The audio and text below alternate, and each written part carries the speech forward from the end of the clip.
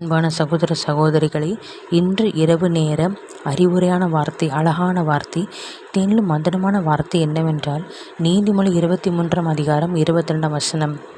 உன்னை பெற்ற தகப்பனுக்கு செவி கொடு, உன் தாய் வயது சென்றவளாக இருக்கும்போது அவளை அசட்டை பண்ணாதே.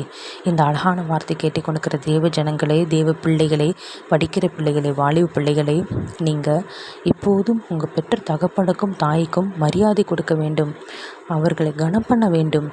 ஏனென்றால் வசனம் சொல்கிறது, கர்த்தருக்குள் பெற்றோருக்கு கீழ்ப்படியுங்கள், இது நியாயம். உனக்கு நன்மை உண்டாயிருப்பதற்கும் உன் பூமியிலே உன் வாழ்நாள் நீடிப்பதற்கும் உன் தகப்பனின் தாயும் கனம் பண்ணுவாயாக என்று வேதம் சொல்கிறது.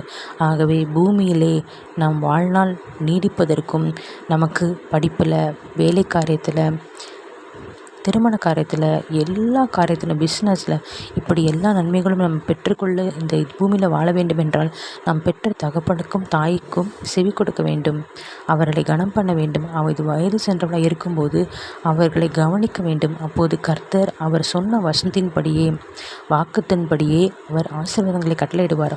உங்களுக்காக ஜெபிக்கிறேன். கர்த்தாவே ஸ்தோத்திரம். கர்த்தாவே, எத்தனையோ ஆண்டவரே, பிள்ளைகள், படிக்கிற பிள்ளை, வாழை பிள்ளைகள் தகப்பனை பெற்றோர் கீழ்ப்படியாதபடிக்கு கெட்ட வார்த்தை பேசுகிறாங்க ராஜா.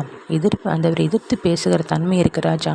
ஏசப்பா, கெட்ட பழக்கங்களுக்கும், திருடுகிற பழக்கம், இப்படி அநேக கெட்ட காரியங்கள் உட்பட தகப்பனே, தாயும் தகப்பனும் கண்ணீர் விட்டுற ஆண்டவரே ஏசப்பா, அந்த சூழ்நிலைக்கு தள்ளப்படுறாங்க ராஜா.